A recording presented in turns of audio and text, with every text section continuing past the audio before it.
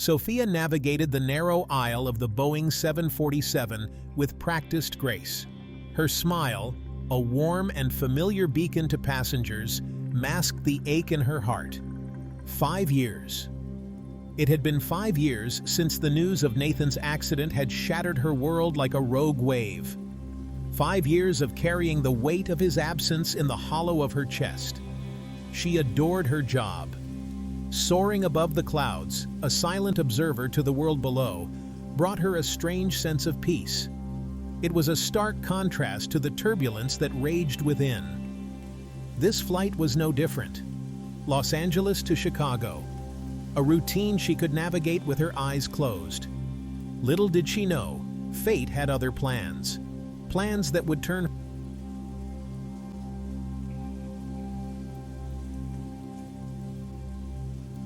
The first-class cabin shimmered with an air of quiet luxury. Sophia, ever the professional, glided through, her practiced eyes scanning for requests, for needs unspoken. A man seated by the window caught her attention. His profile, etched against the backdrop of the azure sky, sent a jolt through her. A jolt that tasted like familiarity, like a ghost from a past she thought buried. It couldn't be. Her mind, desperate to protect itself from the impossible, offered up a quick and logical explanation. A resemblance, nothing more. People often saw what they wanted to see, but as she moved closer, the world around her seemed to fade away. The soft rustle of the air conditioning, the muted chatter of passengers, all receded into a distant hum. Her breath caught in her throat, a strangled gasp trapped behind the facade of her practiced smile.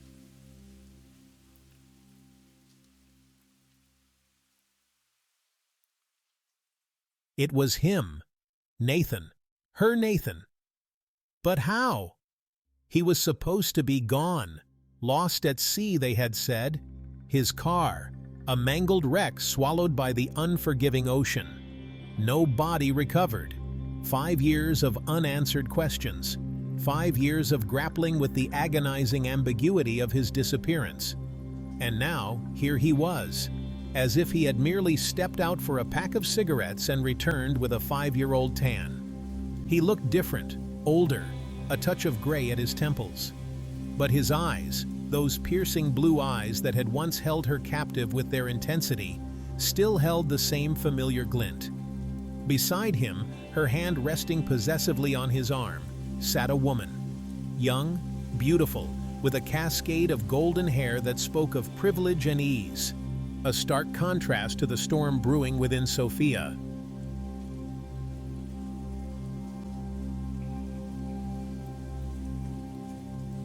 Sophia's carefully constructed world tilted on its axis. The familiar routine of her job, the comforting anonymity of the clouds, all dissolved into a maelstrom of confusion and disbelief. Her feet felt rooted to the spot, her body a traitor in its refusal to obey the commands of her stunned mind. She wanted to scream, to run, to demand answers to questions she hadn't even begun to articulate. But all she could manage was a shaky breath, a desperate attempt to anchor herself to some semblance of reality. This was madness, a cruel trick of her grief-stricken mind. Wasn't it?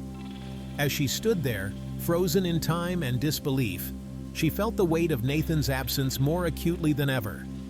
The man who was supposed to be gone had returned, but in his return, he had taken something precious from her, the solace of closure, the comfort of certainty.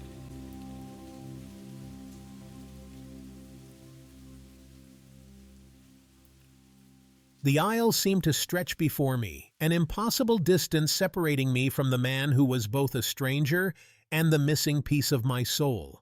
Each step I took felt like navigating a minefield of emotions. My mind raced, a chaotic jumble of questions and accusations. Why? How? Was this some cruel joke? The blood roared in my ears, a deafening counterpoint to the frantic whispers of my thoughts. I reached their row, my hand trembling as I adjusted the water pitcher on my cart. An act of normalcy in the face of the surreal. My eyes darted to his companion. The woman exuded an air of effortless confidence, of belonging in Nathan's orbit. A pang of jealousy, sharp and unexpected, pierced my chest. "Anything I can get for you?"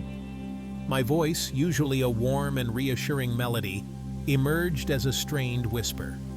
I directed the question to the woman, my gaze fixed on the back of Nathan's head, too afraid to look him in the eye, to see if recognition, any flicker of our shared past, would spark in their depths.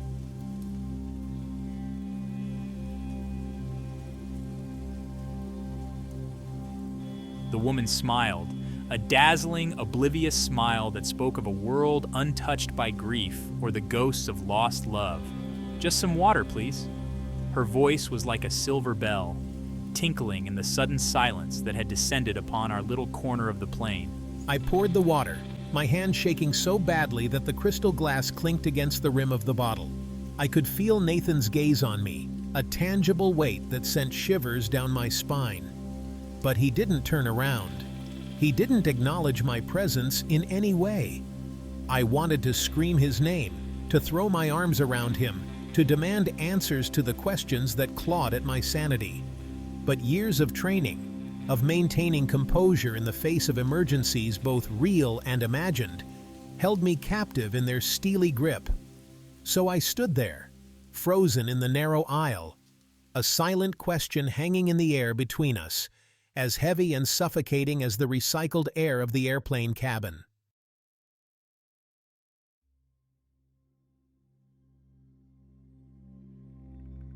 He had to know it was me. The way he hadn't turned, the way his shoulders were tensed, as if bracing for an impact. It was a defense mechanism I knew well, a way of shielding himself from the world when the weight of his own secrets became too heavy to bear. But why? Why pretend he didn't know me? Was he ashamed of what he had done? Of the life he had built while I had mourned him? A widow tethered to the ghost of his memory? My eyes darted to his left hand, to the finger where his wedding band used to sit, a symbol of vows taken, of a love that death itself was supposed to be powerless against. It was bare. The gold band that had once warmed my skin, a constant reminder of our bond, was gone. The realization hit me like a physical blow. He hadn't just moved on with his life, he had erased me from it completely. And the denial I had been clinging to, the desperate hope that this was all a terrible misunderstanding, twisted inside me like a knife.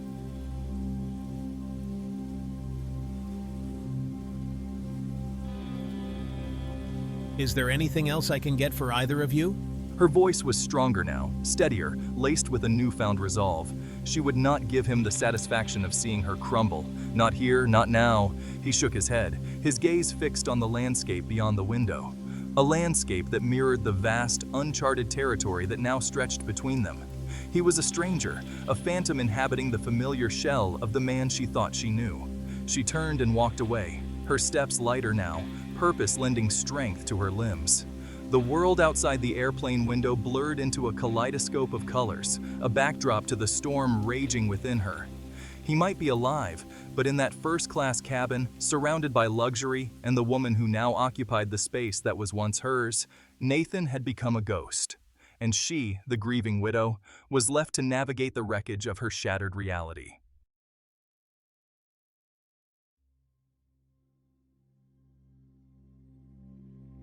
The galley, usually a hive of activity, felt stiflingly small. The aroma of freshly brewed coffee and microwaved meals, once a comforting constant in her transient world, now churned her stomach. Her colleagues, oblivious to the turmoil raging within her, chattered about layovers and demanding passengers. Their words washed over her, meaningless syllables in the face of the storm that threatened to consume her. She wanted to tell someone, to share the impossible truth that had landed in her lap like a ton of bricks. But how do you explain the unexplainable? How do you confess to seeing a ghost, to recognizing a man who was supposed to be sleeping with the fishes? So she remained silent, the weight of unspoken words a heavy stone lodged in her throat, suffocating her from the inside out.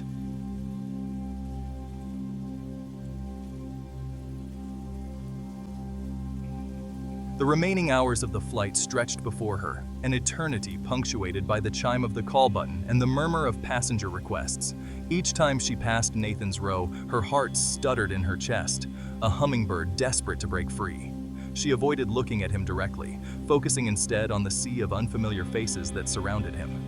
Tourists returning from sun-drenched vacations, businessmen with briefcases chained to their wrists, their lives a stark contrast to the emotional earthquake that had shattered her equilibrium. But her peripheral vision, sharpened by years of navigating crowded spaces, registered his every move. The way he sipped his scotch, the furrow of his brow as he read the Wall Street Journal, the casual intimacy with which he leaned in to whisper something in his companion's ear. Each seemingly insignificant gesture was a shard of glass embedded in her heart, a painful reminder of the life they had shared, the life that he had apparently abandoned without a second thought.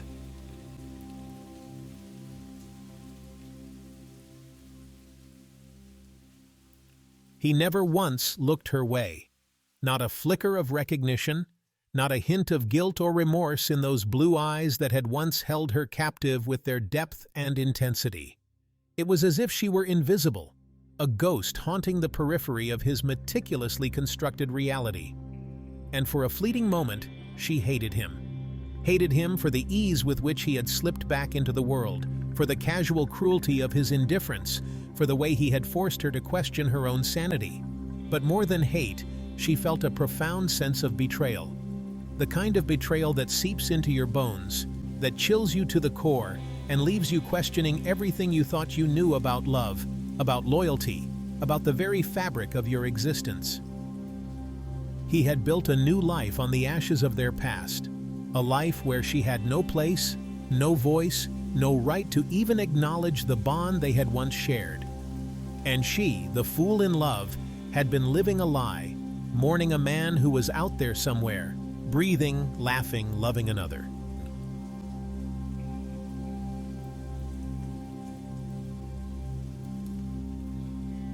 As the plane began its descent into Chicago O'Hare, a wave of desperation washed over Sophia.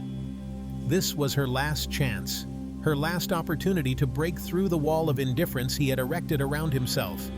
She waited until the other passengers had disembarked, until the first-class cabin was empty except for the two of them. Her heart pounded against her ribs, a frantic drumbeat urging her forward.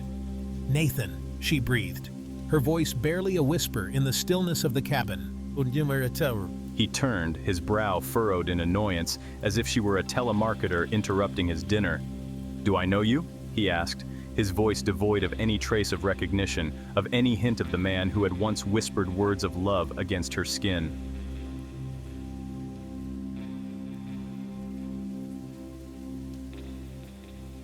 Sophia's hand flew to her mouth, stifling a sob. The rejection sent a fresh wave of pain crashing over her. It was as if he had slapped her, the ghost of his touch stinging. She wanted to scream, to demand answers, but the words wouldn't come. She was frozen, paralyzed by his deception. There was no flicker of recognition, only the cold, hard glint of a stranger. And in that moment, Sophia knew he wasn't coming back. Back in her Chicago apartment, the silence was deafening. The phone rang, shattering the stillness. Sophia jumped, her heart hammering. An unknown number flashed on the screen. She hesitated, dread tightening in her stomach. She let it go to voicemail. She wasn't ready. Not yet. The message beeped, a male voice filling the silence. Miss Harris, I think we need to talk. I was on the flight. I saw you.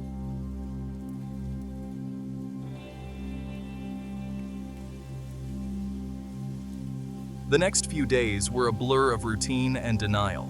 Sophia went through the motions of her life, a sleepwalking automaton, navigating a world that seemed both familiar and utterly alien.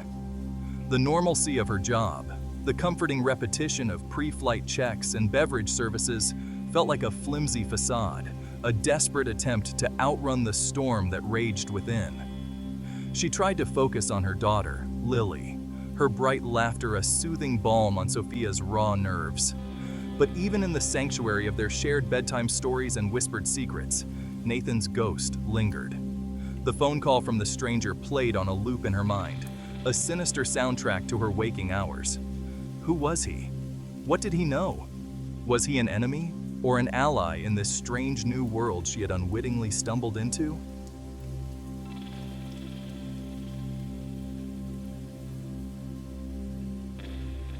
It's a long story, but I'm not dead. I had to disappear. It was the only way.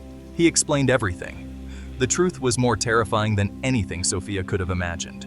I wasn't a millionaire entrepreneur after all. I was deep undercover, working for a government agency. My death, the car crash, it was all a carefully crafted illusion.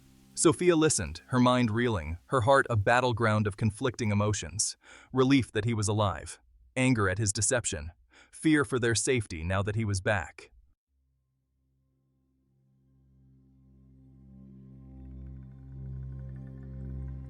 Nathan's words tumbled over each other, each sentence a stark revelation that chipped away at the foundation of Sophia's reality. The life they had built, the love they had shared, it had all been lived under a false pretense, overshadowed by a danger she could barely comprehend. Clandestine meetings, coded messages, a world where trust was a luxury and betrayal was a constant threat. It was like something out of a spy novel, thrilling and terrifying in equal measure. She looked at him, really looked at him, for the first time since their encounter on the plane. The years, the stress, the burden of his secrets had etched lines on his face, but there was a familiar glint in his eyes, a flicker of the man she had fallen in love with.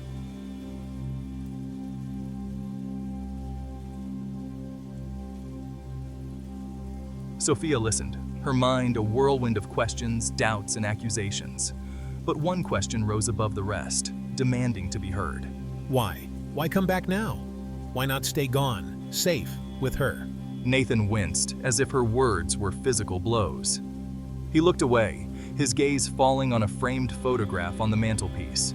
A picture of Sophia and Lily, their smiles radiating pure, unadulterated joy.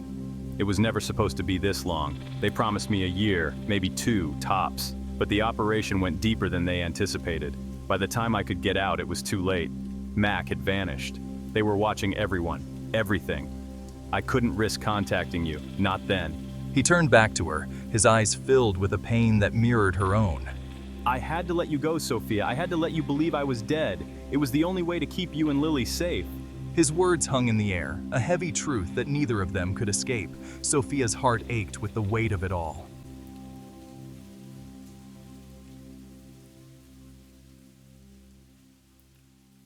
Safe? You think we've been safe? You think living with the ghost of your death, the constant ache of your absence, has been safe? Nathan flinched again, his shoulders slumping under the weight of her accusation. I know, he whispered, his voice thick with remorse. I know I hurt you. I know I destroyed everything we had, but I'm here now, and I need your help. He explained that he couldn't stay in Chicago, that the people he had been running from were closing in. He needed a place to lay low, to disappear again until he could figure out his next move. Please, Sophia, he pleaded, his gaze searching hers for any sign of forgiveness, of understanding. I would never ask if it wasn't a matter of life and death, not just for me, but for Lily. They could come after her too. I can't let that happen. I won't. His plea hung in the air, a desperate cry for help.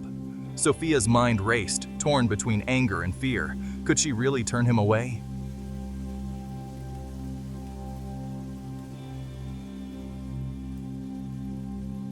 Sophia felt a chill run down her spine, a primal fear for her daughter's safety eclipsing her own anger and confusion. The world Nathan had brought with him, the world of shadows and secrets, had breached her carefully constructed reality.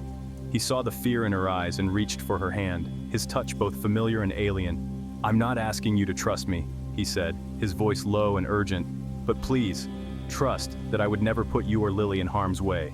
His words, spoken with such sincerity, chipped away at the wall of anger and resentment she had erected around her heart. She didn't have to trust him completely, not yet. But she couldn't deny the truth of his words, the fear that clawed at her own heart.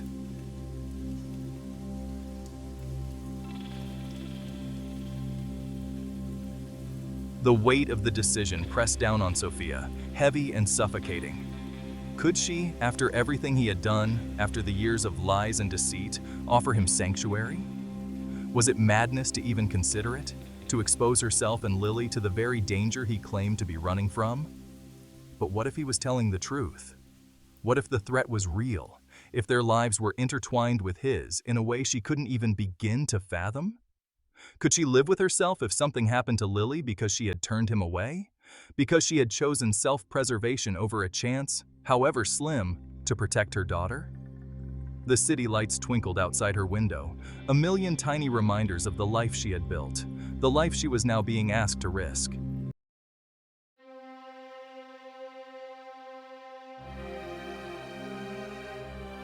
Sleep that night was a fickle mistress. It came in fits and starts, punctuated by nightmares of shadowy figures and whispered threats.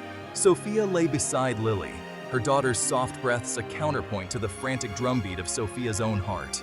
The familiar scent of Lily's hair, the warmth of her small body nestled against Sophia's, was a poignant reminder of what was at stake. Could I gamble with my daughter's safety, with our hard-won peace, for a man who had already betrayed me once? But what if Nathan was telling the truth? What if the danger was real, if the only way to protect Lily was to offer him the refuge he so desperately sought? She slipped out of bed, careful not to wake Lily, and made her way to the living room.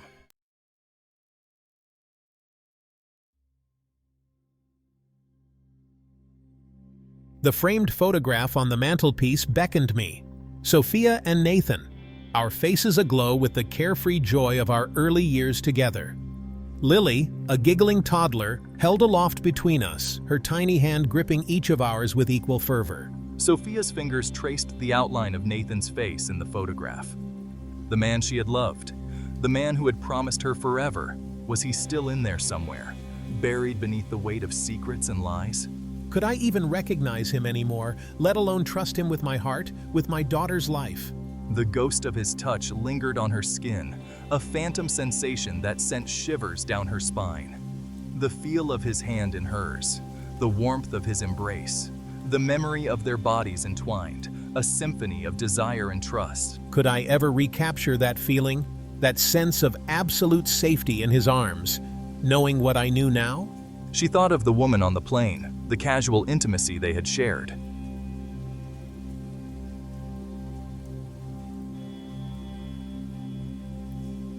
As the first rays of dawn painted the sky with hues of pink and gold, I came to a decision. I couldn't erase the past, couldn't undo the hurt and betrayal that Nathan had inflicted. But I could choose how to move forward, how to protect myself and my daughter from the storm that threatened to engulf us. I wouldn't allow fear to dictate my actions, wouldn't let the shadows of Nathan's past extinguish the light I had fought so hard to keep alive in my own life, in Lily's life. I would face this challenge head-on, with the same strength and resilience I had summoned countless times before. I wouldn't turn Nathan away, wouldn't abandon him to the darkness that seemed to cling to him, but I wouldn't allow him to drag me back into that darkness either. He had broken my trust, had shattered the foundation of our love. It would take time, perhaps a lifetime, to rebuild that foundation, if it was even possible.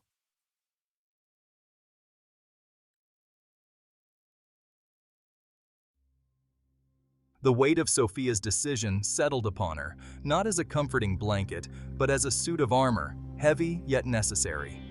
She had chosen to protect her daughter, to shield Lily from the dangerous undercurrents of Nathan's past. But that protection came at a price. She would allow Nathan to stay, to find temporary refuge within the walls of her home. But it wasn't a reconciliation, not a forgiveness of the past. It was a truce, a fragile agreement forged in the face of a shared threat. She saw the flicker of hope in his eyes when she told him, the way his shoulders relaxed ever so slightly, as if a great burden had been lifted. Thank you, Sophia. I won't forget this. I won't let you regret it. His words were a promise, a plea for a future he had no right to ask for, a future she wasn't sure she could ever offer. The days that followed were a strange dance of proximity and distance. Nathan moved about her home like a ghost. They spoke in hushed tones, careful not to wake Lily. Sophia watched him play with Lily, saw the love in his eyes. For a fleeting instant, she glimpsed the man she had fallen in love with. But the memory of his betrayal clung to her like a shroud. She knew this reprieve was temporary. Nathan couldn't hide forever. She would be there, not as his wife, but as the mother of his child. For now, she would allow herself this fragile peace. She would focus on Lily, on building a future for their small family. As the weeks turned into months, the weight of Nathan's presence became a familiar ache, a constant reminder of the unresolved questions that lingered between them. Who was the woman on the plane? What had their life been like? Had he ever truly loved her? Or was she just a pawn in his game? And the man who called her, was he an enemy or an ally? These questions haunted her dreams, echoed in her apartment. Sophia knew the path ahead would be long and uncertain, but she would walk it with her head held high, her daughter's hand in hers, her heart open to healing, forgiveness, and a love that might rise from the ashes.